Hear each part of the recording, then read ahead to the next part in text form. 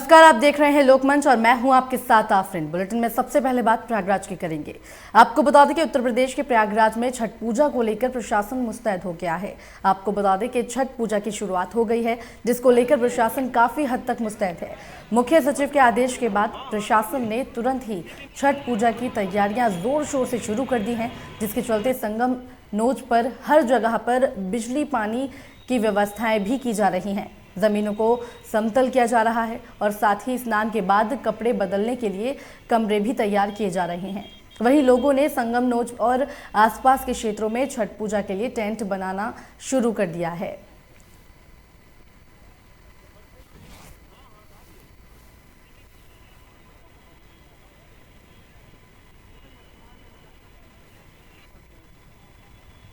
तो छठ को लेकर अब प्रशासन मुस्तैद नजर आ रहा है। जोरों शोरों से प्रशासन की तरफ से छठ को लेकर तैयारियां की जा रही हैं। बिजली पानी की व्यवस्थाओं में लगातार प्रशासन जुटा हुआ है और लोगों ने भी छठ पूजा के लिए टेंट लगाने भी शुरू कर दिए हैं।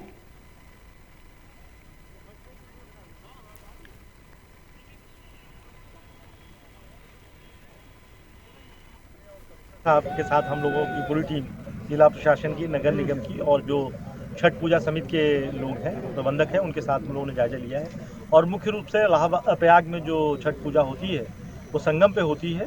इसके अलावा बलुआ घाट और अरेल साइड में होती है। तो ये देखा गया कि यहाँ पर जहाँ पे कटा नदी के वहाँ बैरिकेडिंग कराई गई है और बैरिकेडिंग का काम पूरा हो गया और जल बैरिकेडिंग भी हो रही है। जो संगम पे जो हमारा फ्लोटिंग ब्लॉक्स है उसको हम लगा रहे हैं, जिससे कि लोग अधिक गहरे पानी में न जाएं। और ये बस कहना है कि कोविड का जो प्रोटोकॉल है कि लोग मास्क लगाएं और नहाते समय मास्क की ज़रूरत है, लेकिन दूरी बना करके आराम से स्नान करें। उनका स्वागत के लिए सारी बिजली की व्यवस्था की जा रही है। पब्लिक एड्रेस सिस्टम है, पुलिस के गोताखोर, पुलिस की नावें रहेंगी, मोटर बोट्स रहेंगी, सारी सुरक्षा है। उनका वेलकम करने के लिए पूरा प्रशासन तैयार है। बस उनसे आग्रह ये है आपके माध्यम से कि वो प्रोटोकॉल का पालन करें, अपनी दूरियां रखें और जब आए जाएं तो नहाने के बाद मास्क का प्रयोग करें। और इसी बीच बड़ी खबर अमेठी से आ रही है, जहां पर मालगाड़ी की चपेट में आने से एक युवती की मौत हो गई है। आपको बता दें कि सूचना पाकर मौके पर पुलिस पहुंच गई है। साथ ही पुलिस ने शव को पोस्टमार्टम के लिए भी भेज दिया है। अढनपुर रेलवे स्टेशन के पास का ये मामला बताया जा रहा है, जहां पर एक मालगाड़ी की चपेट में आने से एक युवती की मौत का मामला सामने आया है। अब मामले को लेकर पुलिस भी मौके पर पहुंच गई है। शव को कब्जे में ले लिया गया है, साथ ही पोस्टमार्टम के लिए शव को भेज दिया गया है।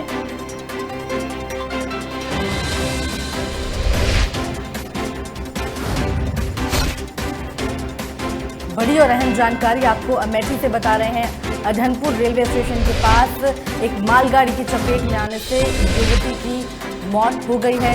अब इस मामले को लेकर सूचना पर पुलिस भी पहुंच गई है, साथ ही शव को कब्जे में भी ले लिया गया है।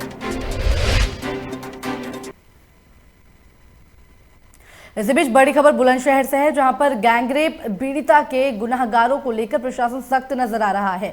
एसएसपी ने फरार आरोपियों पर घोषित 15-15 हजार का इनाम कर दिया है। साथ ही पुलिस मुख्य आरोपी को अभी तक जेल भी भेज चुकी है। थाना अनूप शहर कोतवाली क्षेत्र का ये मामला बताया जा रहा है। बड़ी और अहम जानकारी आपको बुलंदशहर से दे रहे हैं, जहां पर गैंगरेप पीड़िता के आरोपियों को लेकर अब प्रशासन सख्त हो गया है। एसएसपी ने बड़ी यहां पर कार्रवाई करते हुए फरार आरोपियों को लेकर 15,000 का इनाम भी घोषित कर दिया है और इसी के साथ जो इस मामले में मुख्य आरोपी है उसको जेल भी भेजा जा चुका है। थाना अनूप शहर कोतवाली क्षेत्र का यह मामला बताया जा रहा है।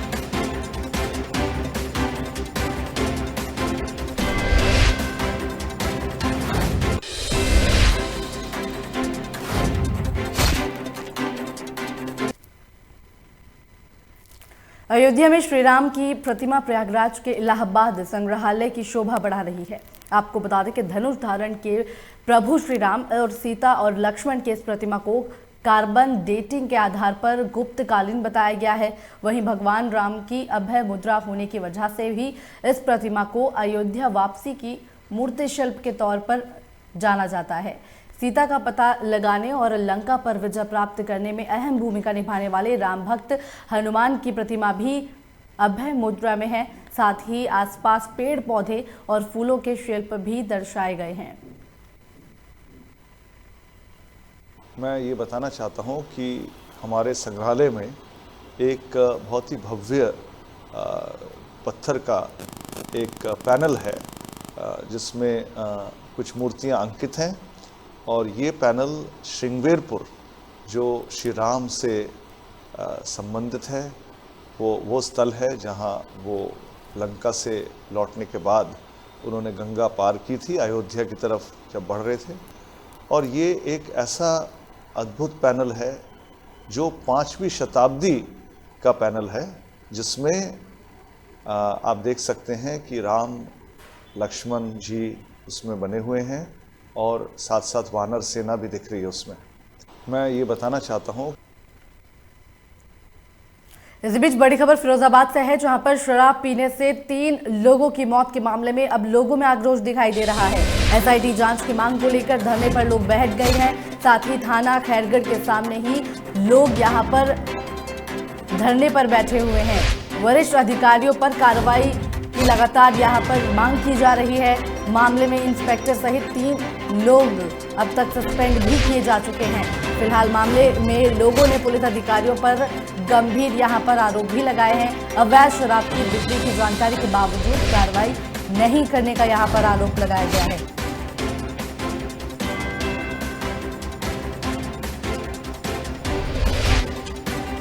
तो बड़ी जानकारी आपको फिरोजाबाद से दे रहे हैं, जहां पर शराब पीने से 3 लोगों की मौत के मामले को लेकर अब लोग यहां पर उग्र हो गए हैं। धरना प्रदर्शन यहां पर लोगों की तरफ से किया जा रहा है। एसआईटी की जांच की मांग लगातार यहां पर लोगों की तरफ से की जा रही है।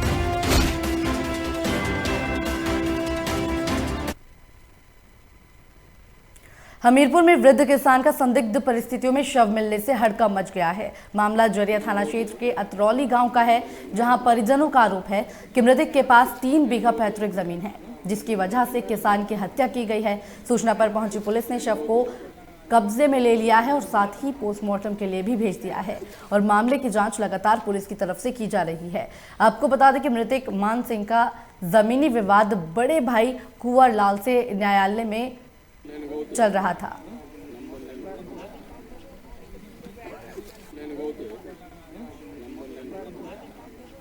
खेतों में मान सिंह, जिनकी उम्र 55 वर्ष थी, उनका शव नीम के पेड़ से फंदे में, गले में फंदा लगा हुआ लटका पड़ा हुआ है। इस पर पुलिस मौके पर गई तो देखा उनकी डेथ हो चुकी थी।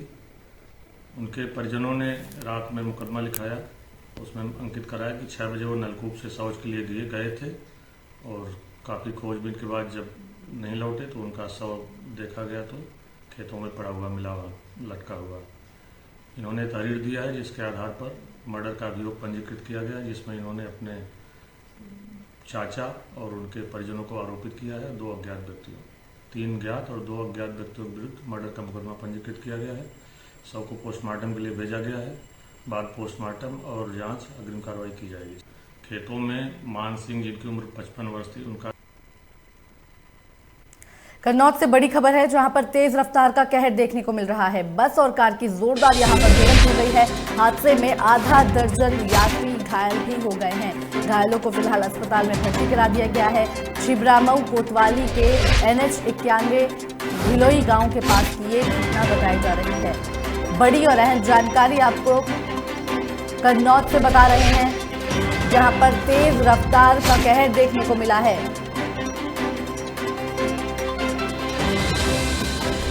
हादसे में कई लोग घायल हो गए हैं। बस और कार की जोरदार भिड़ंत हुई थी, जिसमें आधा दर्जन यात्री घायल हो गए हैं।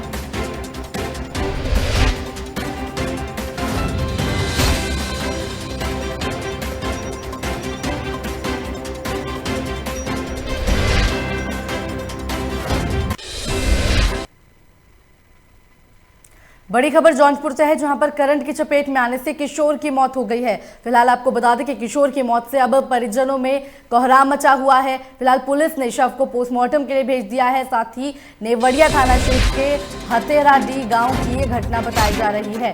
बड़ी और अहम जानकारी आपको जौनपुर से बता रहे हैं, जहां पर एक किशोर की मौत हो गई है। करंट की चपेट में ये किशोर आ गया था, जिसके बाद मौके पर ही दर्दनाक किशोर की मौत हो गई है। फिलहाल इस मामले को लेकर अब परिजनों में कोहराम मचा हुआ है।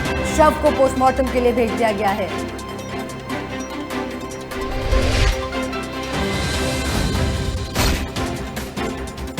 नेवड़िया थाना क्षेत्र के हतेराडी गांव की ये घटना बताई जा रही है।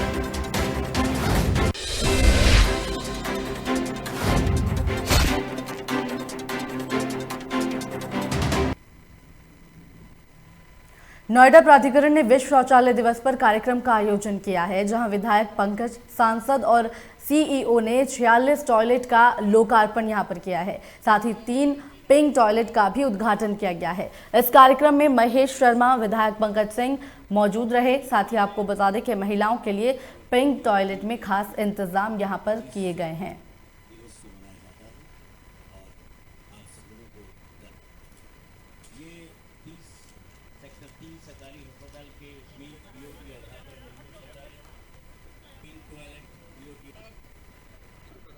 ने तो 2014 से ही इस दिशा में काफ़ी काम किया था और लोगों को बहुत मोटिवेट भी किया था। सैनिटाइजेशन के क्षेत्र में, स्वच्छता के क्षेत्र में, साफ सफाई के लिए बहुत मोटिवेट भी किया था। और यही कारण है कि लोगों ने उसको मिशन के रूप में लिया और पूरे देश में लगभग 11 करोड़ टॉयलेट्स बने भी। और आज उसी वर्ल्ड टॉयलेट डे के अवसर पर नोएडा प्राधिकरण के द्वारा भी नोएडा क्षेत्र में आज 46 टॉयलेट्स बने हैं, जिसमें 3 पिंक टॉयलेट्स हैं जो कि सिर्फ और सिर्फ महिलाओं के लिए ही डेडिकेट किए गए हैं। तो इसके लिए मैं सबको शुभकामनाएं देता हूं। हमारे साथ नोएडा प्राधिकरण से मुख्य कार्यपालक अधिकारी श्रीमती रितु माहेश्वरी जी हैं। उनके नेतृत्व में ये सारे काम हुए हैं। मैं सबको, नोएडा के सभी लोगों को मैं इसके लिए बहुत शुभकामनाएं। और बड़ी खबर लखनऊ से है, जहां पर पुलिस कमिश्नर डी.के. ठाकुर के आदेश पर चेकिंग अभियान चलाया गया है। राजेंद्र नगर चौराहे पर बिना हेलमेट के गाड़ी चलाने पर सख्त कार्रवाई की गई है। चौकी इंचार्ज रमेश चंद्र सहित पुलिस टीम के साथ यहां पर चेकिंग अभियान चलाया गया है। बड़ी जानकारी आपको लखनऊ से दे रहे हैं, जहां पर पुलिस कमिश्नर के आदेशों के आधार पर यहां पर चेकिंग अभियान चलाया गया था। Police commissioner DK. ठाकुर ने ये आदेश दिया था, चेकिंग अभियान उसके लेकर यहां पर चलाया गया है। राजेंद्र नगर चौराहे पर ये बिना हेलमेट के गाड़ी चलाने को लेकर बड़ी कार्रवाई यहां पर पुलिस ने की है। चौकी इंचार्ज रमेश चंद्र सहित पुलिस टीम के साथ ये चेकिंग अभियान चलाया गया है।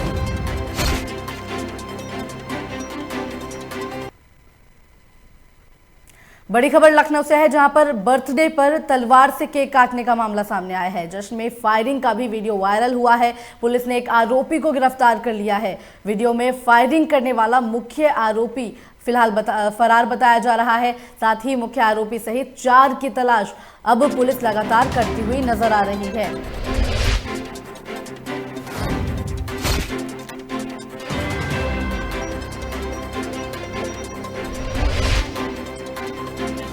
बड़ी जानकारी आपको लखनऊ से दे रहे हैं, जहां पर बर्थडे में तलवार से केक काटा गया था। जश्न के दौरान यहां पर फायरिंग हुई थी, जिसका वीडियो वायरल हुआ है। अब इसको लेकर पुलिस ने कार्रवाई की है। एक आरोपी को गिरफ्तार कर लिया गया है और साथ ही वीडियो में फायरिंग करने वाले मुख्य आरोपी अभी फरार बताया जा रहा है, जिसमें से मुख्य आरोपी सहित 4 लोगों की अब पुलिस तलाश करती हुई नजर आ रही है।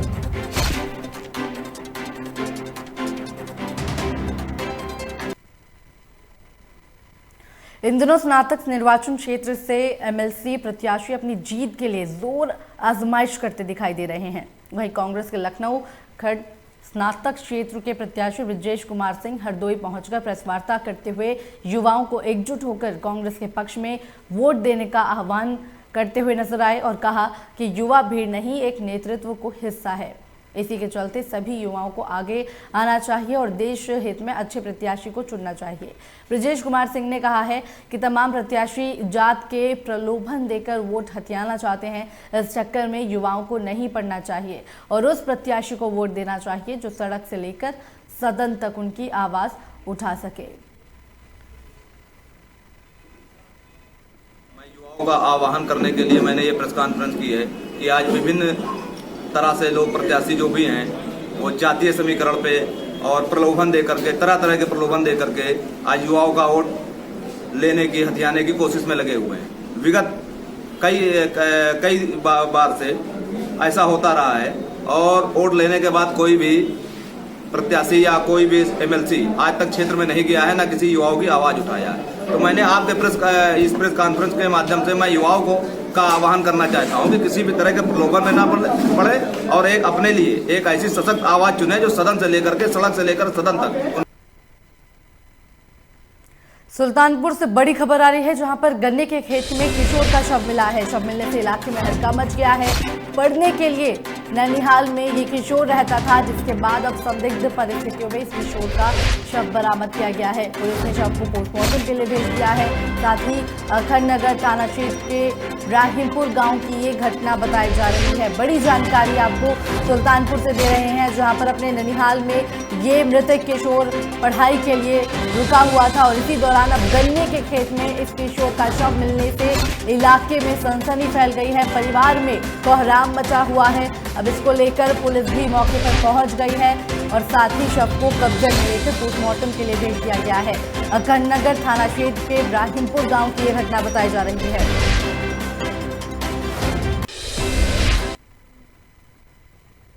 इसी बीच बड़ी खबर नोएडा से है, जहां पर कोरोना को लेकर जिलाधिकारी ने रैंडम चेक के आदेश दे दिए हैं। आपको बता दें कि न्यू अशोकनगर, दिल्ली नोएडा बॉर्डर और बोटैनिकल मेट्रो इसको लेकर चिन्हित किया गया है। दिल्ली नोएडा बॉर्डर पर स्वास्थ्य विभाग की टीम अब लोगों के रैंडम यहां पर जांच करती हुई नजर आएंगी। बड़ी और अहम जानकारी आपको बता रहे हैं, क्योंकि दिल्ली में अब लगातार कोरोना के केसेस बढ़ रहे हैं। ऐसे में अब कोरोना को लेकर जिलाधिकारी ने रैंडम चेक के निर्देश दे दिए हैं। आपको बता दें कि न्यू अशोकनगर, दिल्ली नोएडा बॉर्डर और बोटैनिकल मेट्रो को यहां पर चिन्हित किया गया है, क्योंकि यहां पर भीड़ ज़्यादा होती है, लोग ज़्यादा संख्या में पहुंचते हैं। तो ऐसे में अब दिल्ली नोएडा बॉर्डर पर स्वास्थ्य विभाग की टीम तैनात रहेगी और लोगों के रैंडम यहां पर जांच किया जाएगा।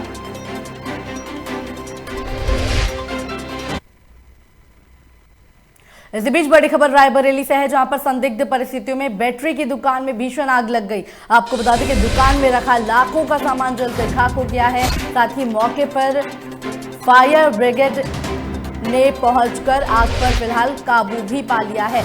शॉर्ट सर्किट की वजह से दुकान में ये भीषण आग लग गई थी। शहर कोतवाली क्षेत्र के मधुबन की ये घटना बताई जा रही है। बड़ी जानकारी आपको रायबरेली से दे रहे हैं, जहां पर संदिग्ध परिस्थितियों में बैटरी की दुकान में ये आग लग गई थी, जिसके बाद दमकल की गाड़ियां मौके पर पहुंची और कड़ी मशक्कत के बाद दमकल कर्मियों ने आग पर काबू पा लिया है। और साथ ही कहा जा रहा है कि शॉर्ट सर्किट की वजह से ये दुकान में आग लग गई थी। शहर कोतवाली क्षेत्र के मधुबन की ये घटना बताई जा रही है।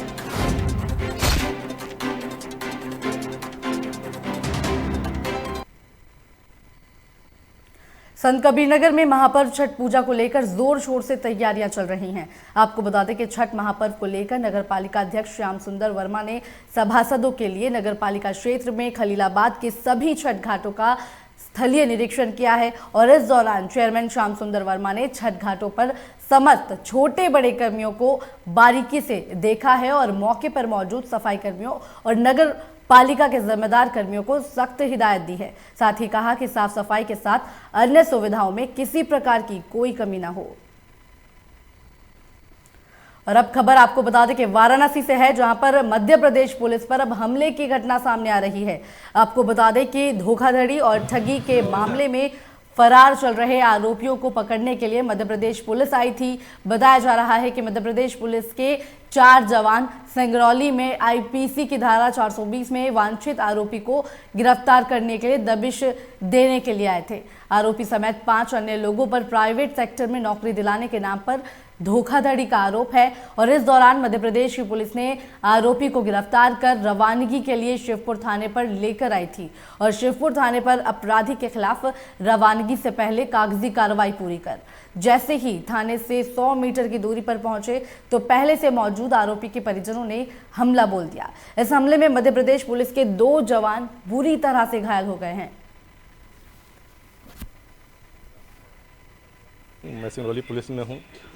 हम लोग एक अपराध की विवेचना में यहाँ मुलजिम था 420 का धारा का, उसको गिरफ्तार करने के लिए आए थे। शिवपुर थाने की स्टाफ से उसको महेश नगर से गिरफ्तार करके थाने ले आए। यहाँ पर जीडी में जैसे वो हम लोग रवानगी रवाग जाने लगे तो थाने से मुझकी 100 मीटर दूरी पर उनके परिजन, रमेश सिंह के परिजन लोग हम लोग पर घेर के घेराबंदी करके मारपीट करने लगे। हमारे साहब लाल सिंह का रिवाल्वर छीनने की कोशिश किए थे, उसमें मुलजिम छीनने की कोशिश कर रहे थे, इसी चलते एक हादसा घटा। सर चोटें कहाँ और किसको आई? चोटें मेरे सर में लगा है, हमारे साहब को मुंह में लगा है और शरीर में, पीठ में भी लगा होगा। बड़ी खबर सुल्तानपुर से है, जहां पर ट्रक ने साइकिल सवार अधेड़ को टक्कर मार दी है। आपको बता दें कि टक्कर लगने से अधेड़ की मौके पर ही मौत हो गई है। सूचना पाकर पुलिस भी मौके पर पहुंच गई है। साथ ही कोरेभार थाना क्षेत्र की ये घटना बताई जा रही है। बड़ी जानकारी आपको सुल्तानपुर से दे रहे हैं और साथ ही आपको बता दें कि ट्रक ने ये भीषण एक साइकिल सवार व्यक्ति को टक्कर मार दी थी, जिसमें व्यक्ति की मौके पर ही मौत हो गई है। सूचना पाकर पुलिस भी मौके पर पहुंच गई है। साथ ही शव को कब्जे में ले लिया गया है और साथ ही पोस्टमार्टम के लिए भेज दिया गया है। कोरेभार थाना क्षेत्र की ये घटना बताई जा रही है।